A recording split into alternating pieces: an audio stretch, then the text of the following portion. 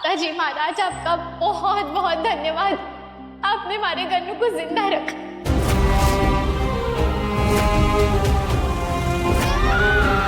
अब वो चाहे दुनिया के किसी भी कोने में क्यों ना हो, मैं और कुंवर साहब उसे ढूंढ कर ही रहेंगे।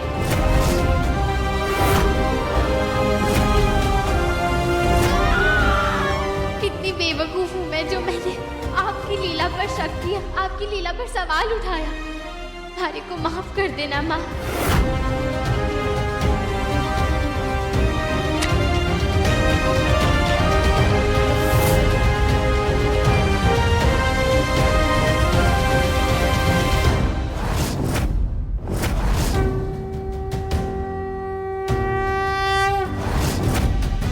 अब इस दिए की सौगंध माँ,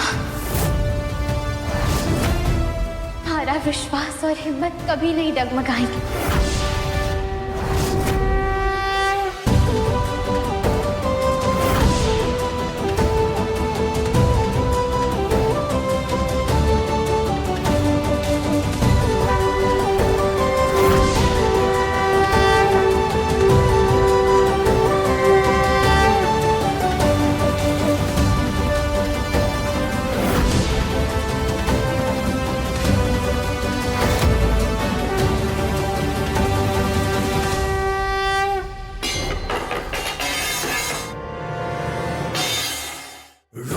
मैंने तो कभी सोचा ही ना था कि उस छोरे, उस गन्नू को अपनी जिंदगी से, इस हवेली से निकालना इतना आसान होगा।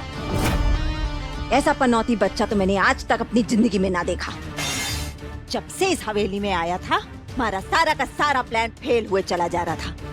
वो तो लाख लाख शुक्रिया है हमारे शैतान का कि उसने अपनी रमकुड़ी को, अपनी फुलझड़ी को उस छोरे से हमेशा हमेशा के लिए छुटकारा दिला दिया।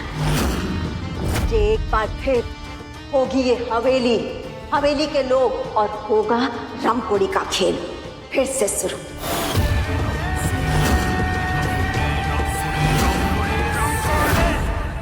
ये गन्नू और उसकी यादें, उसका नामो निशान हमेशा हमेशा के लिए मिटाकर रख दूंगी।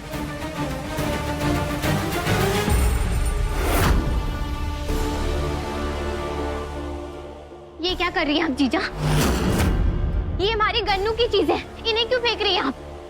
जब वो वापस लौट कर आएगा तो उन्हें इन सब चीजों की जरूरत होगी। वापस आएगा? देख, मैं जानू हूँ कि थारे को सदमा लगा है, थारा दिमाग ठीक से काम ना कर रहा है, लेकिन इसका मतलब ये ना है कि हम इस चीज को मानना छोड़ दे कि थारा गन्नू वापस ना आएगा। आएगा,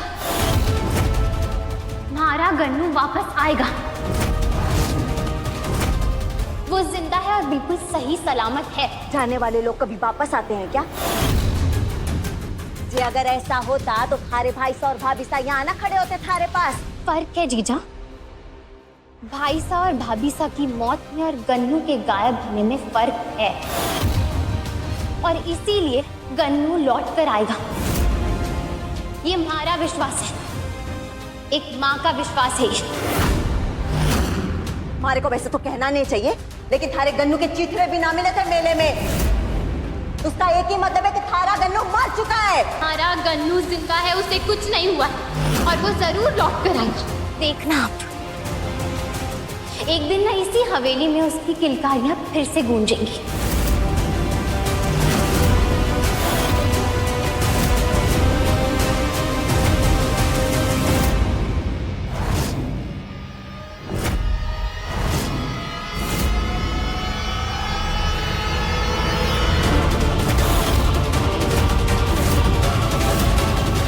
ये क्या करने वाली थी आप? ये तो क्या करूं वेदिका? एक काम कर, इस पतीले में बर्फ भर और इसे सर पर डाल दे। इसके सर पर जो गन्नू के जिंदा होने का भूत है ना, कम से कम वो तो निकल जाएगा। मूड खराब कर दिया हमारा। किसी को विश्वास हो या ना हो, पर हमारा दिल कहता है कि हमारा गन्नू जिंदा है। मुझे बस उस औरत को जल्द से जल्द ढूंढना होगा जो गन्नू को लेकर गई थी, जिसकी चूड़ियां गन्नू के जूते के पास मिली थी।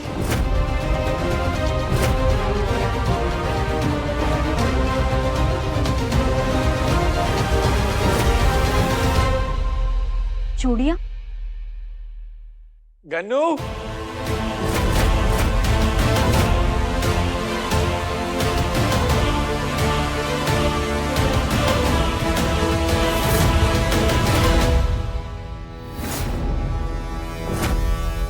आज गन्नू के बाबा सा और गन्नू एक साथ खेलेंगे, सारे खिलौनों के साथ खेलेंगे। गन्नू, अरे केवल आओ, आज तुम भी हमारे साथ खेलो। तुम जब भी साथ में होती हो गन्नू बहुत खुश होता है। कहाँ है गन्नू? आ ही नहीं रहा है। गन्नू, गन्नू, कुंवर सा, अरे हम बुलाएंगे नहीं तो गन्नू आएगा कैसे? कब से बुला रहे हैं, गन्नू आ ही नहीं रहा है। गन्नू, गन्नू नहीं आएगा ना?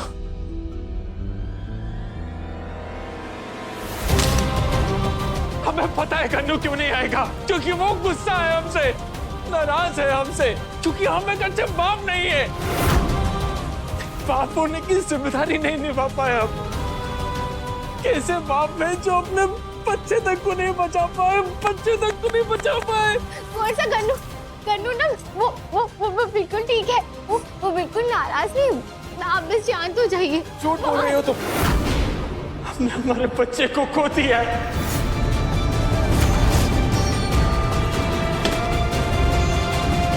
कुंदन,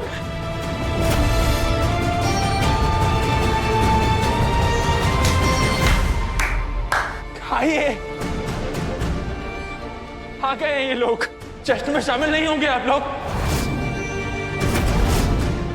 अब तो बहुत खुश हो गए ना आप लोग? जो चाहते थे वो हो गया। और गन्नू चले गया, गंदा खून इस हवेली से चला गया। कुंवर सा, शांत हो जाइए आप क्या आई है, बैठिए। गन्नू हमें छोड़कर चला गया। आपने उसे इतना प्यार दिया है ना कुंवर सा, जो इस दुनिया का कोई पिता नहीं दे सकता। वो आपको छोड़कर क्यों जाएगा फिर? अगर पिता का प्यार आपके जैसा होता ना कुंवर सा, तो हर बच्चे को आप जैसा पिता मिलना चाहिए। आपका ये प्यार ही उसे वापस लेकर आएगा, मुझे पूरा यकीन है वो आएगा कुंवर सा। झूठ बोल रही हो तुम, इन सब की तरह तुम भी हमसे झूठ बोल रही हो। केवल हमारा गन्नू चले गया, छोड़ के चले गया। नहीं, मुझे ऐसा एहसास हो रहा है कि गन्नू जहाँ कहीं भी है बिल्कुल ठीक है, वो सही सलामत है। बस हमें उसे ढूंढना है कुंवर सा, है ना? हम उसे ढूंढ लेंगे, वो वापस आ जाएगा हमारे पास में। अब बस अपने आप को संभालिए ना।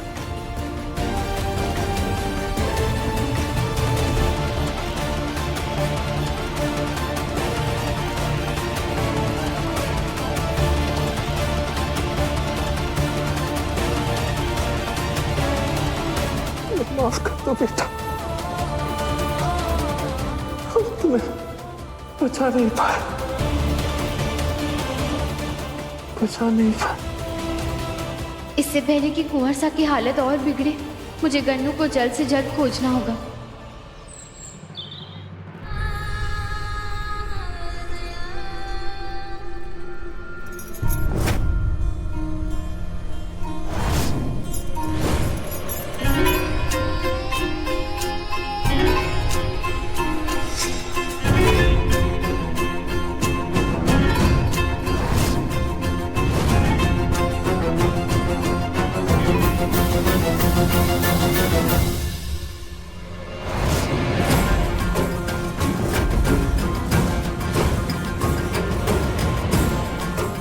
दीदी,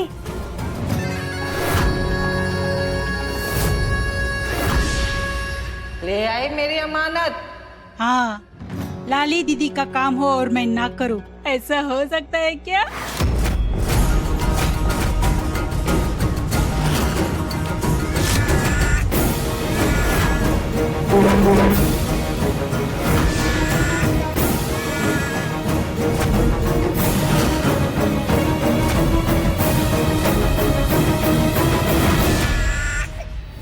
इसमें कोई ऐप तो ना है ना? ऐप तो छोड़ो, एक निशान तक नहीं है दीदी। ये बच्चा तो खुद देवी माँ का प्रसाद है। इतने बड़े विस्फोट में एक खरोच तक ना आई इसे। अच्छा,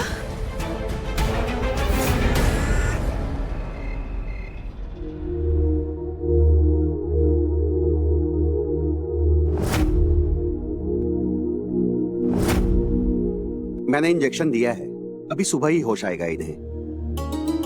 इन्हें गहरा सदमा लगा है। इन्हें अकेला ना छोड़े, हर वक्त इनके साथ कोई ना कोई चाहिए। जी डॉक्टर साहब। अरे डॉक्टर साहब, मैं आपको बाहर छोड़कर आता हूँ।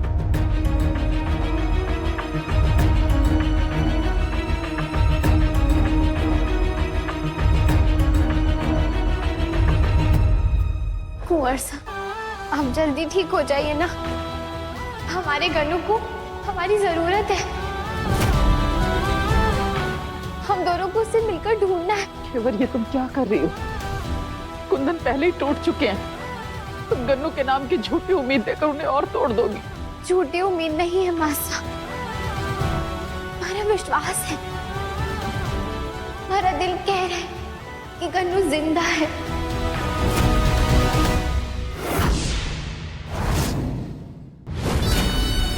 तो ला फिर जरा हम भी तो देखें कि लाली का लाल है कैसा।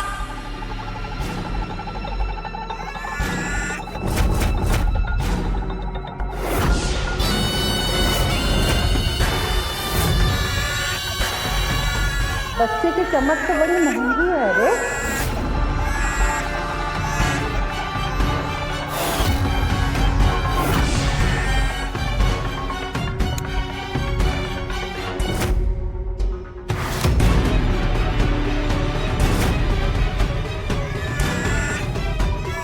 हेलो, एक बच्चा मिला है, हिरन के जैसे कटीली आंखों वाला।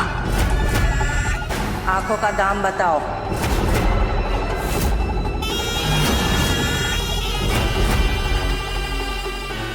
ठीक है, 2 दिन बाद ये बच्चा भी तुम्हारा और इसकी आंखें भी।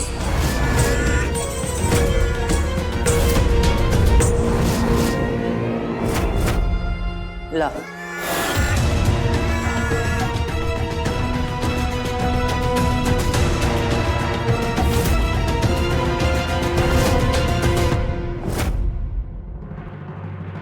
तुम्हें इतना यकीन कैसे है? गन्नू अगर जिंदा है तो हमें अभी तक मिला क्यों नहीं? हम तो तिल तिल करके उसकी याद में मर रहे हैं। हमारा बस चलता तो अपनी जान देकर भी उसे वापस ले आते।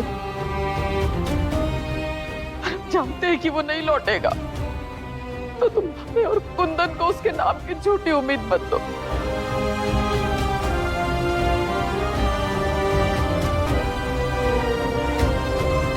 मैं आपको कैसे यकीन दिलाऊं मासा, वो विश्वास जो रोशनी बनकर हमारे दिल में उठ रहा है कि गन्नू जिंदा है।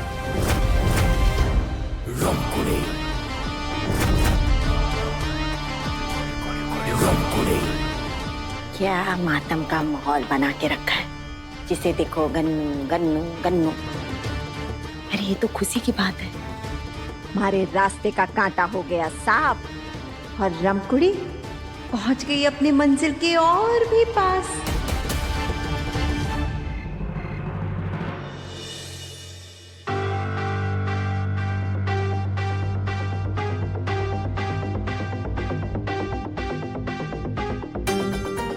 दूर रह के प्यार निभाना जैसे रेत में महल बनाना। अब प्यार व्यार हमारी जिंदगी में रह नहीं गया रमकुड़ी। अच्छा भाई साहब, तो ये मोबाइल में देश दुनिया की खबर देख रहे हैं क्या? सीधा सीधा बोलिए ना, जोरों की याद आ रही है। याद करने के अलावा हम और कर भी क्या सकते हैं रमकुड़ी?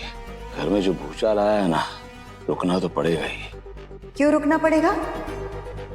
जब मंडप में आपका ब्याह टूटा था तो क्या कुंदन भाई साहब रुके थे? 2 दिन के बाद घेवर से शादी कर ली थी उन्होंने। विक्रम भाई साहब, आप ना बड़े भोले हैं। इस हवेली में सब अपने अपने बारे में सोचते हैं, बस एक आप ही हैं जो हर किसी के बारे में सोचते हैं। कम से कम अपने बारे में एक बार तो सोच। बात तो सही कही तूने रमकुड़ी, लेकिन मासा भी बहुत परेशान है और इतनी जल्दी हम कुछ कर नहीं सकते। जे जल्दी ना की ना भाई साहब तो घड़ी देर हो जाएगी। घर के कलेस में चोखो मुहूर्त निकल जाएगा।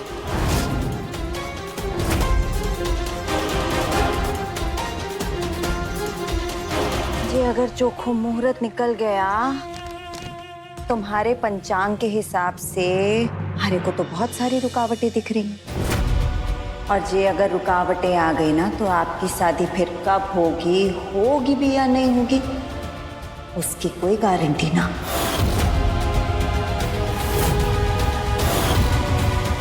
बाकी तो आप समझदार हैं।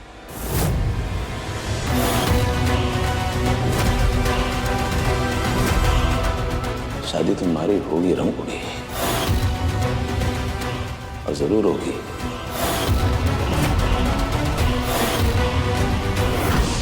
बस एक बार विक्रम भाईसा की शादी उस मोहिनी से हो जाए, फिर घेवर को भी उस कन्नू की तरह इस हवेली से हमेशा हमेशा के लिए बाहर कर दूंगी।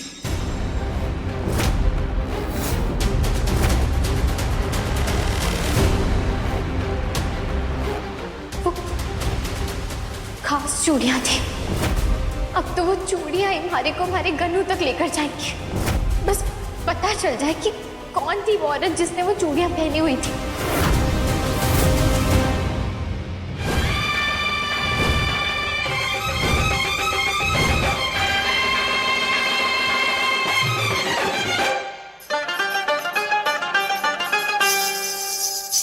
मेरे हाथों में नौ चूड़ियां हैं, थोड़ा ठहरो सजन मजबूरियां हैं। मेरे हाथों में नौ चूड़ियां हैं, थोड़ा ठहरो सजन मजबूरियां हैं।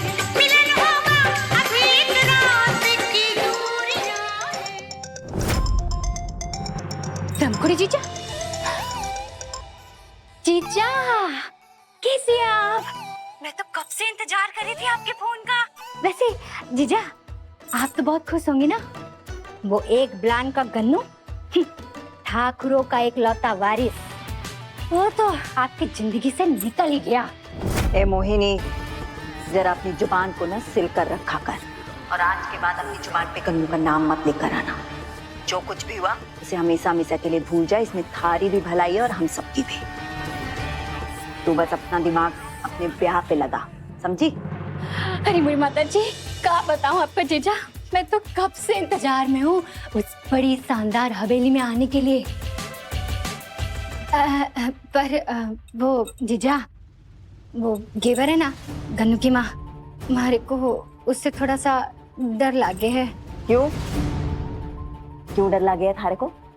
वो ना, मैं एक दिन चोरी करते हुए भाग रही थी तो उसने हमारे को भागते हुए देख लिया था। हाँ, बस शक इस बात का है कि उसे हमारा चेहरा याद ना हो। सत्यानाश, जे घेवर को भी ना चैन ना है, गले की फांस बन गई है, जब देखो कहीं भी घुस जाती है। जे अच्छा हुआ तूने हमारे को ये बात बता दी और थारे को ये बात याद आ गई। अब एक काम करना, जब तक थारा ब्याह ना होए तब तक चेहरा ना दिखाना, समझी? हाँ ठीक। अरे पर जीजा, ब्याह तक तो ठीक है, पर ब्याह के बाद? एक बार ब्याह हो गया तो वो घेवर क्या ही कर लेगी थारा, और मैं खड़ी हूं ना थारे साथ। तू बन जाना बड़ी बींदनी और रखना उस घेवर को अपने अंगूठे के नीचे, समझी जीजा? शाबाश।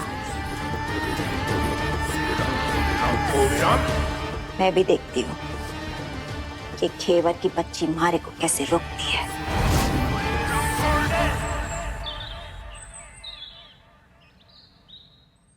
बीनिसा, परितोष जी आए हैं धमाके की रिकॉर्डिंग लेकर। ठीक है, चलो। परितोष जी, उस धमाके वाले दिन आप लंगर की रिकॉर्डिंग कर रहे थे ना, तो आपके पास वो रिकॉर्डिंग होगी तो हमारी को दिखाइए। वो वीडियो देखना, वो रिकॉर्डिंग देखना मेरे लिए बहुत जरूरी है। और हुआ क्या? दरअसल धमाके वाले दिन हमारा बेटा गन्नू भी वहाँ मौजूद था और वो खो गया है, इसलिए वो रिकॉर्डिंग से शायद हमारे को कोई सुराग मिल जाए। एक्चुअली धमाका होने से पहले मैं वहां से निकल गया था।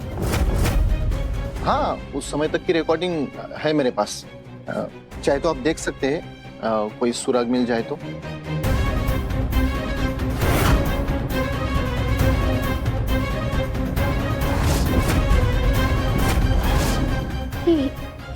ये तो वही औरत है और हमारा गन्नू।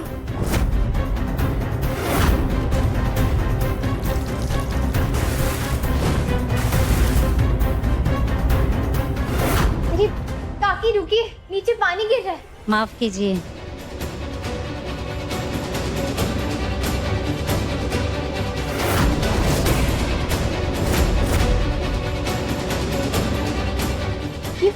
फोन बंद हो गया, देखिए नहीं से चलाइए। पानी गिर गया इस पे, लगता है बंद हो गया।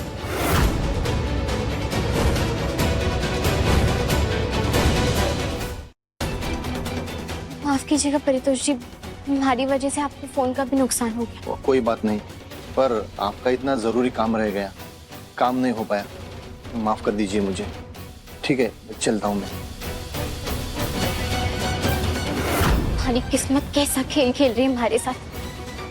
अगर अभी पानी नहीं गिरता तो उस औरत का चेहरा देख लेती मैं।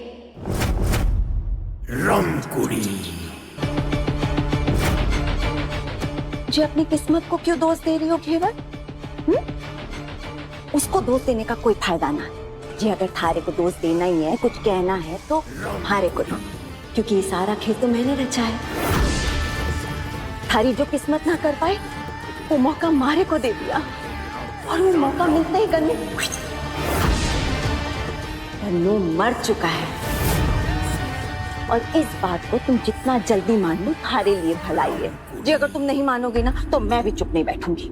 गन्नू मर गया है ये मनवाने की जिद आपको क्यों है इतनी चीजा? थारी ननंद हूँ ना, ननंद हूँ। थारे को होश में लाना हमारा फर्ज है और मैं तो बस अपना फर्ज निभा रही हूँ। आपकी ये मंशा हमारे विश्वास से बड़ी नहीं है जीजा।